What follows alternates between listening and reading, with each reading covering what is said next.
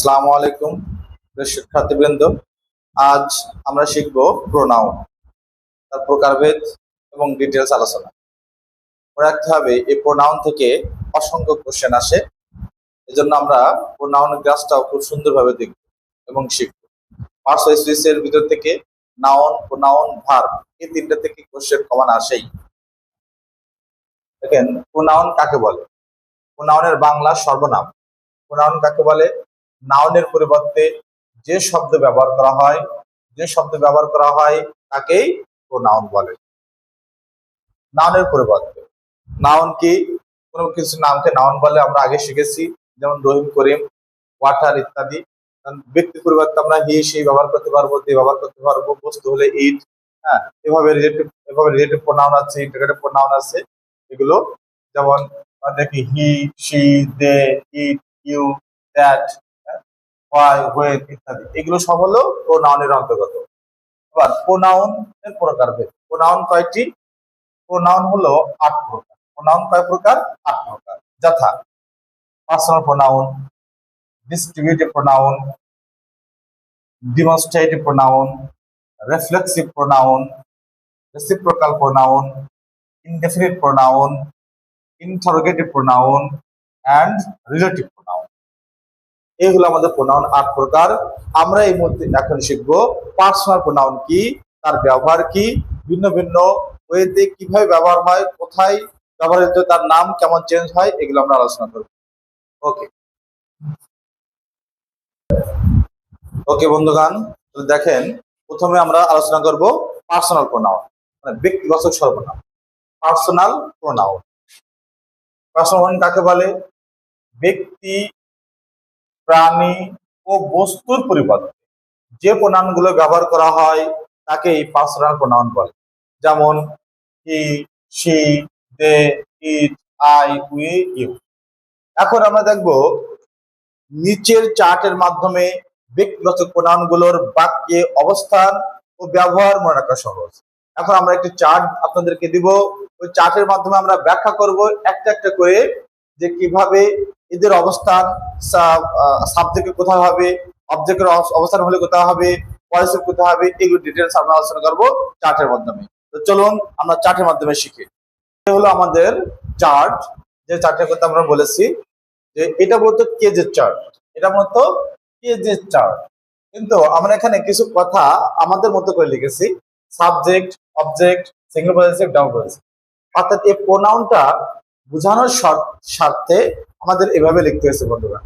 এভাবে লিখলে বা এভাবে শিখলে আমাদের মনে থাকবে বেশি। সেটা আপনার সম্পূর্ণ না দেখলে বুঝতে পারবেন না। চলুন আমরা দেখি আমাদের কোনটা কোন কেজে আছে। এই যে এগুলো হলো আমাদের subject, positive, single positive, double positive.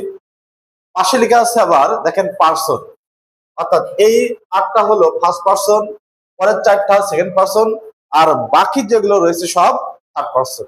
এবার আমরা এখন একটা একটা করে ডিটেলস আলোচনা করব, যে সাবজেক্টের ঘরে এগুলো কোথায়, প্রোনাউন গুলো কিসের ব্যবহার কেমন, অবজেক্টের ঘরের ব্যবহার গুলো কেমন, সিঙ্গেল পজিটিভ ব্যবহার কেমন এবং ডাবল পজিটিভ ব্যবহার কেমন। চলুন আমরা একটা একটা করে আলোচনা করি।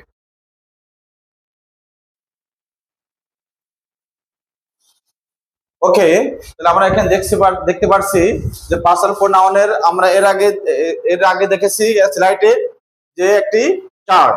এখন আমরা সেই চার্টের ব্যাখ্যা আমরা এখানে দিচ্ছি। দেখেন, ওখানে আমাদের ছিল সাবজেক্টের ঘরে কিছু প্রোনাউন ছিল। এখানে লিখেছি যে সাবজেক্টের ঘরের প্রোনাউন গুলো সর্বদা প্রিন্সিপাল ভার্বের আগে থাকে, অর্থাৎ প্রিন্সিপাল ভার্বের পরে কখনো থাকবে না বা অন্য কোথাও থাকতে পারবে না। এই প্রোনাউন গুলো কি কি ছিল? I, we, he, they, you, it, এগুলো, সি, এগুলো হলো পার্সোনাল প্রোনাউনের সাবজেক্টের ঘরের প্রোনাউন, যা সর্বদা প্রিন্সিপাল ভার্বের আগে থাকতে পারবে। এরপরে ছিল অবজেক্ট।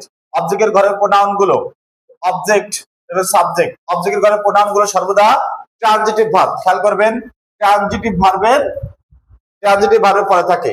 অর্থাৎ এখান থেকে আরেকটা সহজ বিষয় জানা যাবে, যে যখন আমাদের এই প্রশ্নটা বারবার আসে যে ট্রানজিটিভ ভার্ব কি আর ইনট্রানজিটিভ ভার্ব কি। এখন যদি অবজেক্ট যে ভার্বের পরে থাকবে ওই ভার্বটা নিশ্চিত রূপে ট্রানজিটিভ ভার্ব। একটা মনে রাখবেন এই বিষয়টা। আমরা এরপরে যখন ভার্ব শিখবো তখন আমরা ইনশাআল্লাহ আরো ডিটেলসে ট্রানজিটিভ ভার্ব ইনট্রানজিটিভ ভার্ব আলোচনা করবো ইনশাআল্লাহ। এখন আমরা দেখি single possessive. Single possessive 3 number ঘরে আমাদের ছিল সিঙ্গেল পজেসিভ। দেখেন সিঙ্গেল পজেসিভ ঘরের প্রোনাউন গুলো কখনোই বাক্যে একাকী বসতে পারবে না। অর্থাৎ এরা যেমন হি, শি, দে এরা একাকী বসতে পারে, মানে অন্য কোনো পার্শ্ববর্তী ছাড়াই। কিন্তু এই সিঙ্গেল পজেসিভ এর ঘরের প্রোনাউন গুলো কখনোই বাক্যে একাকী বসতে পারবে না। এদের সাথে নাউন থাকবেই, এদের পরে নাউন থাকতেই হবে যদি এরা বাক্যে ব্যবহৃত হয়, তাছাড়া বাক্য গঠন হতে পারবে না। এরা সর্বদা নাউনের ঠিক আগে থাকে বিধায়, সর্বদা নাউনের ঠিক আগে থাকে বিধায় এরা সর্বদা বাক্যে যদি বাক্যে ব্যবহৃত হয় তারা সবসময় অ্যাডজেক্টিভের কাজ করে, অ্যাডজেক্টিভের কাজ করবে। এদের অপর নাম হলো প্রোনোমিনাল অ্যাডজেক্টিভ। এদের অপর নাম কি? Pronominal adjective. কারণ এরা প্রোনাউন থেকে আসছে, অর্থাৎ বাক্যে এরা মূলত এরা প্রোনাউন থেকে বাক্যে ব্যবহৃত হওয়ার কারণে এরা অ্যাডজেক্টিভের কাজ করে। এই জন্য এদের অপর নাম হলো প্রোনোমিনাল অ্যাডজেক্টিভ। এগুলো নোট করে রাখতে হবে বন্ধুগণ। এবার আমরা দেখবো একটি এক্সাম্পল দেব এবং পাশাপাশি আমরা ডাবল পজিটিভ দেখবো ইনশাআল্লাহ। তাহলে আমরা সিঙ্গেল পজিটিভ একটা এক্সাম্পল দেখছি। Example, he is my friend. এখানে দেখেন এটা একটি বাক্য ব্যবহৃত হচ্ছে মাই। তাহলে এই মায়ের পজিশনটা কোথায় আছে? ফ্রেন্ড, একটি নাউন। নাউনের আগে থাকার কারণে এই বাক্যে এখন এই যে মাই এটা হয়ে গেছে অ্যাডজেক্টিভ। যদি বলা হয় বাক্যে এখানে এই মাই কোন পার্টস অফ স্পেস, তাহলে আমাদের অবশ্যই বলতে হবে এটা অ্যাডজেক্টিভ। এর আরেকটা নাম কিন্তু ডিটারমাইনার। মনে রাখবেন সকল ডিটারমাইনার বাক্যে অ্যাডজেক্টিভের কাজ করে। তাহলে আরেকটা দেখেন, হার নেম ইজ রিমা। এখানে হারটা কি? এটা একটা সিঙ্গেল পজিটিভ। এরপরে দেখেন কি আছে? নেম, একটি নাউন আছে। তাহলে এই সিঙ্গেল পজিটিভ কখনো বাক্যে একাকী বসতে পারে না, এদের উপর অবশ্যই নাউন থাকে। আর এই নাউন থাকে বিধায় এরা বাক্যে সবসময় অ্যাডজেক্টিভের কাজ করে। তো যদি সিঙ্গেল কোন কোশ্চেন আসে যে বলো, এরকম কোন কোশ্চেন আছে যে শি কোন পার্টস অফ স্পিচ, যদি এরকম থাকে শি কোন পার্টস অফ স্পিচ, তাহলে অবশ্যই হবে প্রোনাউন। কিন্তু যদি এখানে বলে যেখানে মাই কোন, এরকম একটা বাক্য দিয়ে মাই নিচে ডাক দিয়ে বলবে মাই কোন পার্টস অফ স্পিচ, তখন আমাদের বলতে হবে এটা একটি অ্যাডজেক্টিভ। এবার আমরা শিখবো ডাবল পজেসিভ। ডাবল পজেসিভ এটা বলতে কি? দেখেন একই নাউনের একাধিকবার ব্যবহার এড়াতে যে প্রোনাউন ব্যবহার করা হয় সেটি হলো ডাবল পজেসিভ। ডাবল পজেসিভ ব্যবহার করা হয়। মূলত এরা সিঙ্গেল পজেসিভ, অর্থাৎ এই যে সিঙ্গেল পজেসিভ এবং নাউনের এক সমন্বিত রূপ বা একত্রিত রূপ।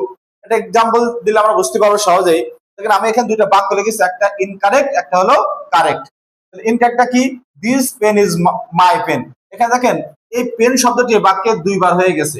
আর কোন একই নাউন একই বাক্যে আমরা একাধিক ব্যবহার করতে পারবো না। এই জন্য একাধিক নাউনের ব্যবহার এড়াতে আমরা কি ব্যবহার করব? ডাবল পজেসিভটা ব্যবহার করব। তাহলে কারেক্ট আনসার কি হবে?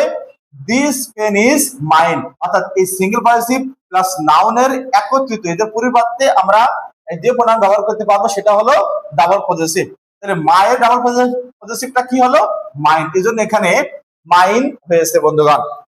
আমরা আরেকটি এক্সাম্পল দেবো টেকটিক আকারে, এমসিকিউ আকারে। দেখেন এখানে একটা কোশ্চেন লিখেছি, our dog is stronger than, একটা গ্যাপ দিয়েছি। এখানে ইয়োর ডগ হবে না, ইয়োরস ডগ তাও হবে না, কারণ ইয়োরস ডাবল পজিটিভ পরে কখনো নাউন থাকে না। তাহলে আমাদের এইটা হবে না, কারণ যদি আমরা এখানে ডগ দিই তাহলে এই ডগ একটা বাক্যে দুইটা নাউন হয়ে যাচ্ছে, এটা হবে না। আবার ইয়োরস ডগ হবে না, কারণ মনে রাখবেন যে ডাবল পজিটিভ পরে কখনো নাউন থাকতে পারবে না। ডাবল পজিটিভ পরে কখনো নাউন হয় না। তাহলে আমাদের বাকি আছে বি আর ডি নাম্বার। তাহলে এখানে ইয়োর সিঙ্গেল পজিটিভ, এরপর অবশ্যই নাউন থাকতে হবে, তাহলে এটাও হবে না। তাহলে বাকি থাকে ইয়োরস, এটা হলো ডাবল পজিটিভ। অর্থাৎ সঠিক উত্তর হবে the dog is stronger than yours. এটা হলো আমাদের প্রোনাউনের, পার্সোনাল প্রোনাউনের অর্ধেক আলোচনা। আমরা বাকি আলোচনাগুলো ইনশাআল্লাহ আমরা আগামী ক্লাসে দেখবো। সেখানে দেখবো একাধিক পার্সন বা প্রোনাউন কোন বাক্যের সাবজেক্ট হলে তাদের কেমন ক্রমিকে বসবে এবং কোন প্রোনাউন কোথায় কিসের কাজ করে, এটা আমরা দেখবো। প্রিপোজিশন পরে প্রোনাউন থাকলে তার কেমন কেমন ব্যবহার হবে, এই ডিটেলস আমরা ইনশাআল্লাহ আগামী ক্লাসে দেখবো। অবশ্যই এর জন্য আমাদের পরবর্তী ক্লাসটা পেতে, সবার আগে পেতে অবশ্যই আমাদের চ্যানেলটা সাবস্ক্রাইব করবেন এবং আমাদের সাথে থাকবেন, আমাদেরকে ইন্সপায়ার করবেন বন্ধুগণ। তত সময় পর্যন্ত ভালো থাকবেন, সুস্থ থাকবেন। আসসালামু আলাইকুম ওয়া রাহমাতুল্লাহ।